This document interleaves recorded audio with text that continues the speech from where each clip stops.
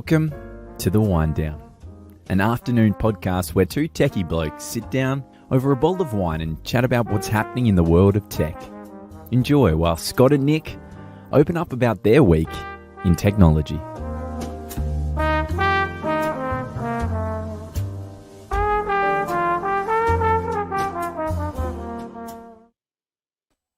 Well, ladies and gentlemen, hello, good afternoon, and welcome to the Winedown. I'm Nick, and with me I have... Scott. Hello, Scott, how are you? What a surprise! Well, fancy meeting you. Yes. Yeah, except not meeting, because we're both still in, it's the lockdown Winedown again. Yes, how have you been in Winedown? Lockdown. In Winedown or in lockdown? Yeah, no, I've been fine. I've been keeping myself super busy, watching the family gently fall apart around me. It's perfect. How have you been? That's very Groundhog Day, isn't it? You sort of you get up and you repeat the previous. You travel to work by walking the 6 steps into the room next door, and. Yeah, I must say though, Microsoft is starting to integrate all sorts of analytics into Teams with the new AI platform they're putting together. And at 4 o'clock now every day, it pops up a little message and says, right, it's time to do your virtual commute. Because you're not commuting anymore, they say it's time to take some time out of your day and make sure everything you haven't done goes on a task list, and make sure you can actually wind down and chill out so you don't go back into the house and murder everyone. I think it's a super idea myself. Cool. It is. So at 4 o'clock every day, you go and find a bottle of red. Well, not necessarily go and find a bottle of red. You're meant to do they've got a Headspace have got involved and they're doing mindfulness meditations, but I skip that. I use a bottle of red for that. But it's a cool thing is, what have you missed today? Put it in a task list, and before you leave your desk, you can go away knowing what you have to do. Except I work off lots of task lists, so that is what it is. It's a good concept, though. It's important to take a break. It is. So anyway, before we talk about that, where are we? What are we drinking? Well, where are we? We are virtually. For me, I'm onto this. I don't know if you can see that very well. Pepper Tree. Pepper Tree 2013 Shiraz. It's their standard Shiraz. They've got a couple of other different varieties that sort of stream off from that. But I'm just finding bits and pieces in the bottom of the cellar and looking at it. I should probably drink this. And some of them are coming out quite nicely. Oh, that's awesome. I'm glad you have wine left in your cellar. Over a long period, I've cleared mine out quite nicely. But at the bottle shop today, I found this. This is a, let me get that in shot. That's a Grand Barossa Chateau Tanunda Cabernet Sauvignon from 2019. And it certainly is a young wine and a little bit pub winey. But apart from that, it's okay. They do all right, though. We'll try a couple of their varieties out. Yes, well, we should do that in another wind down. But yes, this is okay. It's a little harsh on the way down, but it's nothing wrong with that at all. So what are we talking about today? I thought that based upon where we were talking about previously, data and access to your information and all these things, it's all very well having it, but what are you going to do with it and where is it? So I thought we'd talk about a CRM. And a little bit, there's a lot of talk about sort of, you need a CRM or use a CRM for this or that, but I guess what really is a CRM and how do people use it and where do you find these things? How much are they? And I think that's a super question, right? Lots of people. So many times I've bumped into people, especially in small and medium business, who go, I need a CRM, and I think there's these really quite extreme expectations of what one of these things can do for you, or you don't understand that space at all, and you don't know what it will do and why it's good. But I think it's rare you find a business that won't benefit from one, and I've got a couple of examples, if I can, today of where a CRM would be helpful. So I'll give you two. And I'll start with a really old one. When we first started running Hub One, my background's in doing work with large enterprises. So with most of my customers, most of my businesses, you've had up to 10 projects running at a time, which means you don't really need something to keep track of all of that because you can probably do it in your head or something simple. It's not a lot going on from that point of view. And I remember when we started Hub One and we started selling solutions to small and medium businesses, and I was on a ferry, and there's a ferry from Sydney to Manly that takes about half an hour. And I got on the ferry, and my partner account manager, a guy called Owen McGrath, phoned me up and he said, let's go through your opportunities. And so I'm reeling them off to him, and I get to the end of this 30-minute ferry ride, and I haven't quite finished, and suddenly it hit me. I wasn't able to keep track of what was happening in my customers because I suddenly had more than you could count on two Mm. hands. And I think if you've got more customers than you can count on two hands, or customers are dealt with by more than one person, you need a way to store that information so everyone can share it, right? You do, you do, and look, at a very basic level, and I mean basic level. There's a thing called a spreadsheet, Yep. and Yep. you'd be surprised at just how many people are out there with spreadsheets running their businesses. Well, Very let me, versatile too. I've got another example where a CRM would be super useful. So Mm. about a week ago, we did a online grocery order from one of the major supermarkets, and Yeah. um, and it was due to be delivered yesterday between 6 a.m. and midday, and we got the confirmation email through last week, and there's a bit of a delay in Sydney at the moment because everyone's in lockdown, and about 2 o'clock yesterday afternoon, I wandered upstairs out of my office, and my wife was sitting there on the ground in the balcony, and I thought, oh, she's getting some sun, but no, she wasn't very happy. Why are you not very happy? She said, well, the shopping hasn't turned up. So we phoned up the helpline, and we got through quite quickly, which was cool. And the first person we talked to said, "Oh, it's just running late." I went, okay.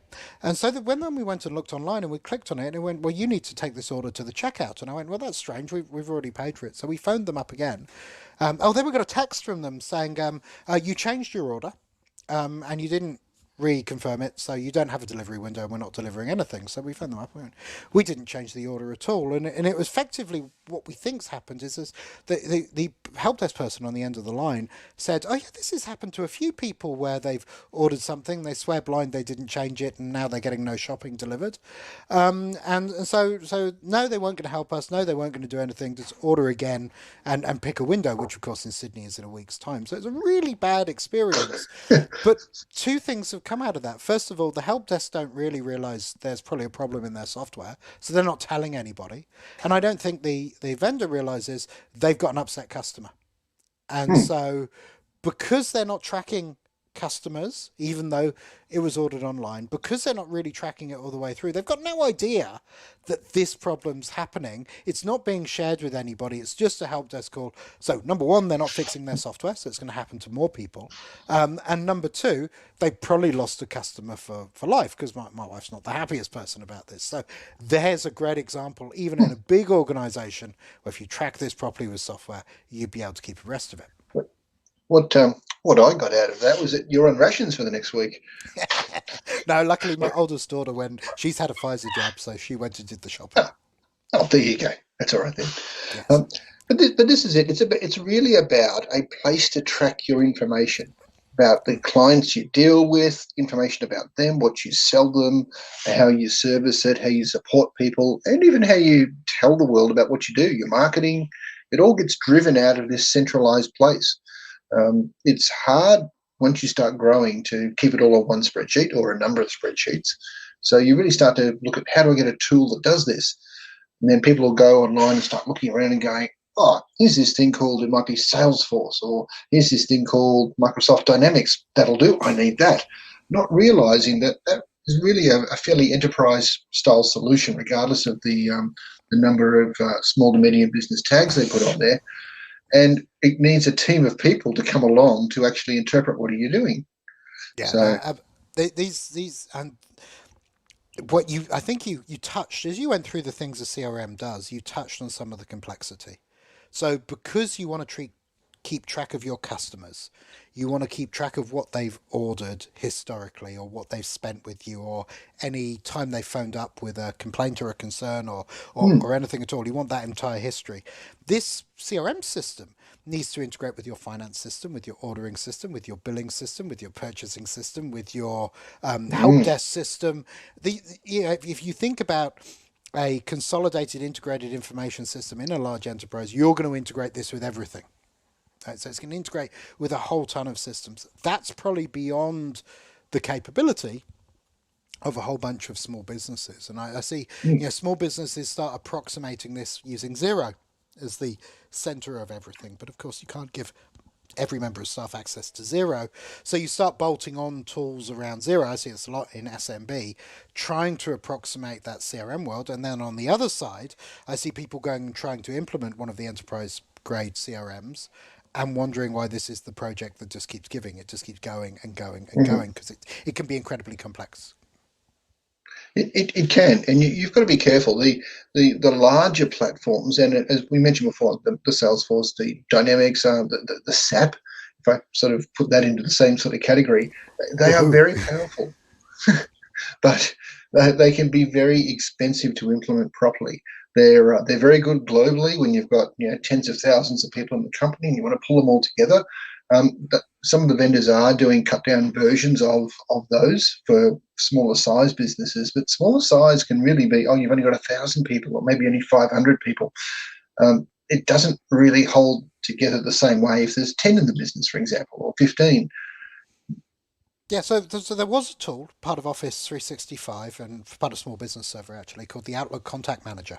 Oh, And that would yes, actually yes. act as a tiny CRM inside a business. It was horrendously successful, but impossible to upgrade and move, and all sorts of Hmm. complexities around it. It was kind of a bit of an afterthought. Great little product though, and lots of SMBs really use that because they wanted to keep track of those things. And I think that something like that, kind of integrated with Office 365, kind of really small CRM that you can grow rather than a really huge CRM that you have to shrink is a it starts to be a way forward for a bunch of organizations.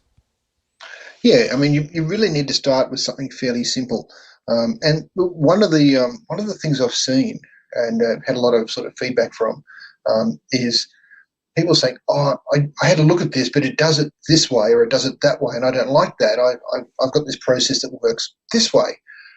And that's all very well, but have you ever thought that the way the CRM tool does it could be world-class best practice? And maybe if you modify your process a little bit, you could do it that way. Yeah, that's actually really interesting. You make a really good point, Scott. I once worked on a CRM project many moons ago, and I was in an accounting firm. And one of the first things you do when you're trying to map your processes to something that's going to help you automate them is write down what your processes are. And I went into this firm, and what were they? 30 people. So really, in the grand scheme of things, really small, with three partners. And I said, well, let's take a really simple process we all know how to do, the individual tax return. And let's draw up the process on the board. So at the end of it, we had three processes. And there were ones that belonged to each partner, and they were all different. But all three Mm. of them thought their process was the right way to do things.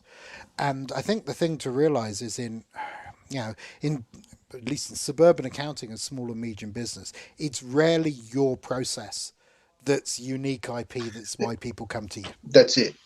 Yeah. I mean, the way you invoice someone is probably not why people buy off you. No, Or, not at all. In fact, we had this conversation this week. Scott was preparing brand new automated proposals, and we were talking about how pretty should a proposal be, and does it make a difference if it is? mm, And yeah, and I think proposals in my mind has always been about quick. Right? If you're having a conversation with a customer and the customer says, "Yes, I want one of those," and you can put a proposal in their hands in minutes, it could be written on a tiny bit of paper. It doesn't matter. You're just agreeing what you've just agreed. I think the longer you wait, the prettier and prettier your proposal has to be because everybody's forgotten what you agreed. mm. And this is it. I managed to get a proposal solution integrated into all of our systems so no one has to type anything in when someone buys something. It perhaps isn't the what I call, it's not going to win an award or for a piece of art. It doesn't look the greatest all round. All the standard information's there. It is quite nice. It's fairly featureful, but I'm looking at it going, oh, gee, I mean, yeah, okay. But I tell you what, it's automated and it works and it's very efficient. Yeah, and efficiency is a trick, right? Because if you have a slow process, your customers end up paying for that process somewhere along the line. So it's in your customers' interest for you not to be doing that stuff and you to be getting on with servicing them. So, there's always that conversation as well. And certainly there's I remember when we were implementing Zero Practice Manager for people, the conversations we had at how specific they wanted invoices to look, right down Mm, to how pretty it was for customers. And with one customer, we went and talked to a bunch of their customers and say, do you care what the invoice looks like from your accountant? And nobody said they did. Would you be less satisfied with your accountant if the invoice was no, I don't care. It could be written, I've got to pay it, right? It's not a pleasant thing. Mm. right? But it doesn't have to be something that's beautiful and pretty. And I think people get really caught up in the look and feel of those deliverables when you should actually be focusing on the things that add value, right? Yeah, and the thing is, if you go and ask your clients, what do you think of what my invoice looks like? Half of them probably don't even see it. Yeah. Yeah, well, a lot of it will go through automatically and they'll never touch the thing, right? Yeah, no, that's just it. Cool. So, back to CRMs. What does CRM stand for, Scott? Well, easy answer. Customer or client, depending on how you want to look at it, relationship management. So So, what's it managing the relationships of?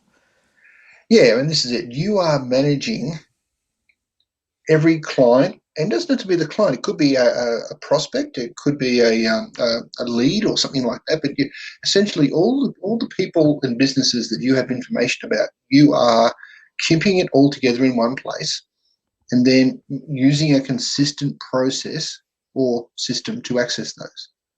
Okay, so I remember when CRM systems first started to appear. Um, I went to some presentation about CRM, and one of the guys was saying, when a sales guy really gets to know a customer, starts to build a relationship with them, right, and understands, their wife and their kids and their birthdays and those sorts of things, that's Hmm. what needs to go into a CRM because it's customer relationship management. But that's not what the relationship there means, is it? It's No, no. how your customer relates to invoices and quotes and help desk tickets and all of those other things about them, not necessarily their spouse's name and their birthday, although that's a nice thing to be able to reward. That was the old the trick with the old Act software. Yes. Used to keep track of all that very well at a more, I suppose, a more personal level, contact manager. Yeah. But no, but the idea is you are keeping track of what's cool. One thing is critical information about your clients. Yeah, their address. Where do I send the invoices to? A list of products or services they may have purchased. Yeah, a copy of their invoice. All the history being in one place, so that if someone rings up for support, you know that the support person can just look in there and say, "Oh, I can see everything you've got. I can see what you've done. I can see someone's working on a project for you at the moment. Here's the latest notes on that. How can I help Yep. you?" Mm. Yep. So you'll find this, the internet service providers do this super well. You phone up an internet service provider, they know what kit you've got, what connection you've got, whether there's been any work on it. All of that's on their screen immediately. And those bigger call centers do this like really well, out of sight, if you will, of the good ones. Maybe Yeah, not that's that grocery store we talked about the other day, just no, earlier. but it's probably easy when you've got 10 products. Yeah, no, for sure. Tens of thousands of customers, but 10 products, one being an internet link, two being a router or something like that. But yeah, it's that's the whole idea of reproducing or reproducible products. You're Sure. selling the same thing many times. So lots of people say, which CRM do I choose? Everything from, Sugar CRM, which is kind of free and you host it on Linux, all the way up to Yeah, Microsoft Dynamics, Microsoft Dataverse and the Power Platform, or Salesforce for small business. And there's other specific ones in different verticals, right? So there's not-for-profit CRMs and there's, all sorts of different there, products out there. there are. How do you go about choosing one? I've sort of put them into three different buckets. One of them is we're a marketing focused tool. We like to keep all the client contact data in one place so we can send out all the marketing alerts, all the campaigns, all the newsletters, all the emails, whatever it is. We're tracking it all there. We're very focused around marketing and around maintaining that contact and using that information to generate awareness or to help you sell your offerings. Sure. But then once you start getting into operational things or invoicing or something like that, no, they don't go that far. So they generally integrate with some of the platform for that. Then you've got other systems that really are the back end part where they're very good at that other bit. They're very good at the invoicing, at the support, at the operational elements, but perhaps their marketing part is not really there, or they don't really focus on that at all. And therefore they spin off into some of these marketing tools. So that from the marketing side, I'll say something like a HubSpot, a MailChimp would be good. You've got an Active Campaign does a few things. There's like quite a lot of these types of tools. But then the ones that started at the back end, and even Freshworks sort of sits in the middle there to some degree. Zendesk, when they started, although they went and bought another company, and so you've now got the Zendesk Cell, which is the front end, that part of it. bolted in there trying to fill all the gaps. When you get into your Zoho sort of suite, you get into your pipeline. There's literally hundreds of these tools that try to fit in a bit of the puzzle, and they'll be very good at what they do. And at some point in time, you'll outgrow them because you want them to do something else that they're either not there yet for or whatever, and you'll sort of move on. But this is not a 5-minute job. This isn't, yes, I can sit down, I can put my data in, and an hour later, I've got everything I need. Great, my business is automated. This will take months. It'll take a long time for something to actually get in there. You're also retraining how you're doing or how your processes are working, how you're running your business. By the time you actually, after 3 months or 6 months or even 12 months, you've actually got that process working. You've actually got some good momentum and you're fairly efficient. And that's when you're getting your benefit from being able to scale because you've got a process in place that supports that. So if I'm a business owner, I Yes. kind of need to work with someone to help with this. This isn't just there's an awful lot to think about, and it's far better, I think, to find someone who's done this before, who's maybe failed somewhere else, who can. I'm using that as an example, but who knows where the pitfalls are in doing this type of thing. For example, look, absolutely. I mean, I really feel for the poor person that goes and buys a Salesforce license or a Dynamics license off the shelf sort of thing and tries to make it work themselves. They are very powerful systems, but they are very complex systems. And you'll quickly lose yourself if you don't know what you're doing or you don't have help to guide you. Yep. So it's help to guide, not just the technological help, right? You need the business help because you're streamlining business processes, right? So absolutely. There's a kind of business focus on it as well, which is fascinating. It's a technology solution, but it's very intertwined with business processes and business process automation and all those sorts of things, right? Yeah. And you want to make sure you get your processes in there. And your business must be able to work with the process that is in the system. There's no point in going and saying, oh, I'm going to get ABC product. I need to find that it doesn't actually support your business processes and you can't change your business processes to work the way it needs to. And you're not going to know that straight away. Yeah, this is why you need to talk to a partner or someone who knows a bit about this. And we see that a lot with those products which in a way in the zero add-on market, there's a bunch of products like that which really fit a specific way of doing things. For example, I'm thinking some examples. TradiePad, for example, is a great tool if you're almost an individual tradie who goes out and does jobs for people, right? Like a plumber or an electrician or something else. But it then struggles when you're a larger group of tradesmen working under a certain banner, or you're a builder. It's really interesting how these things get, they define their process and that's how it works. And sometimes that doesn't work for everyone. And I think we learn that when we look at our manufacturing customers, they can be quite specific in the areas they do things with weird nuances about their products and things, which I think is fairly fascinating. And this is the whole thing. You need to get a solution that's tied into your business. And if you find that whatever your sweet spot is for your business, what your cream of the crop that no one else has, that is your real thing that's getting you value, that's where your focus should be. Not so much, oh, look how pretty my invoice is, oh, look how good my process is for this or whatever it is. And as long as you can get that in there and make that work well, you've now automated your key part of why you're in business, as much as you can, at least anyway. Cool. So automate the key thing you're in business. That's the trick. Find something that helps you do your core business better, quicker, more efficiently, with less errors. Yes. And put it in the cloud. Always put it in the cloud. And have multi-factor authentication. Let me guess. Yes, that's right. To access it and make sure you back it up. Exactly. Oh, it always comes back to that, doesn't it, Scott? Oh, it does. Cool. So that kind of brings us to the end of our time for the wind down this week. That's been a lot of fun. I appreciated that, Chad. Yeah, it was really good, actually. I'll have to look at some more CRM tools, I think. Absolutely. So, look, everybody, thank you if you've been watching live or you're watching this or listening to this. Thank you for being with us and hearing us talk about CRMs in the Winedown. We produce this every week, so feel free to subscribe. Please give us a like. It helps with the recommendation engine. Share us with your friends. That's always cool. And leave a comment if there's a topic you'd like us to discuss. But for now, this has been the Winedown. Scott, thank you so much. Thank you, Nick. It's been lovely. Cool, excellent. And we got another like this week, which is awesome. We're doing well. Oh, does that make two? Scott, you have a fantastic week. You too, everybody. Bye-bye You now. too.